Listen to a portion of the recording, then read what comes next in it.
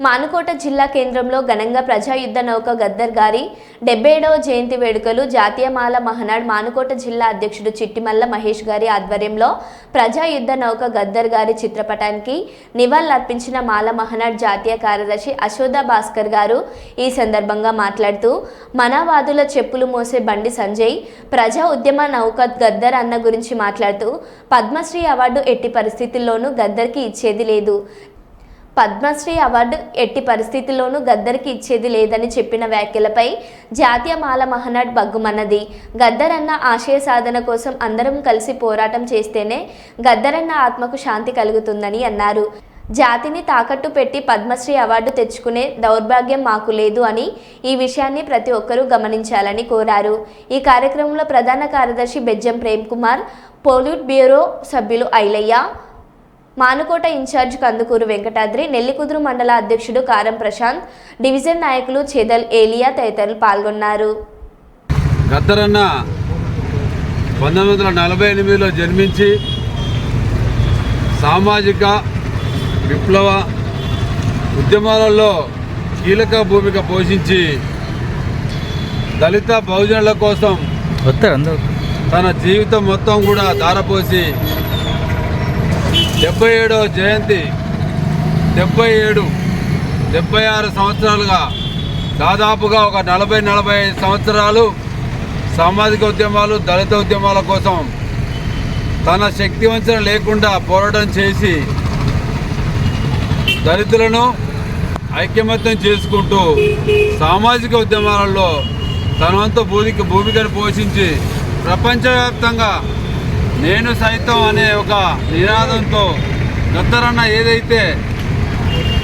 చేయదలుచుకుంటాడో అదేవిధంగా జనాల కోసం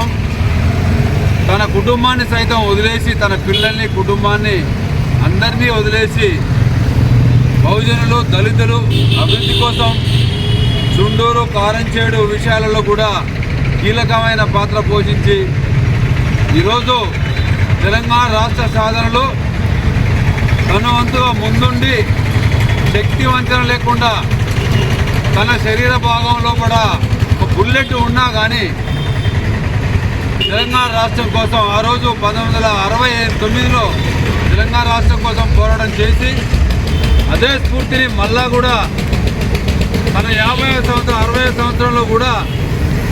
తెలంగాణ రాష్ట్రం కోసం ప్రత్యేకమైన భూమిక పోషించి తన యొక్క భుజస్కంధాలపైన వేసుకొని ఈ తెలంగాణ రాష్ట్రాన్ని సాధించడంలో కీలకమైన పాత్ర పోషించడం జరిగింది. అలాంటి గద్దరన్నను ఈరోజు గద్దరన్న అనే విషయాన్ని ఆ మాట కూడా నోటిలో ఉచ్చరించలేని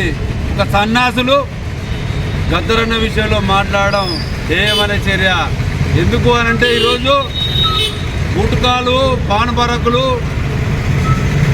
అన్నిటిగా దొంగ సంచులు మోసుకొని దొంగ వ్యాపారాలు చేసుకొని అలాంటి వారికి పార్టీలలో కీలకమైన పాత్రలు ఇస్తే ఒక జాతి కాకుండా జాతి తనంటే ఏందో తెలియని ప్రపంచ మేధావిగా ఎదిగిన గద్దరన్న స్థాయి లేని వాళ్ళు ఈరోజు గద్దరన్న విషయంలో మాట్లాడడం జరిగింది. అదే కేంద్ర ప్రభుత్వానికి వస్తే ఈరోజు అవార్డుల కోసం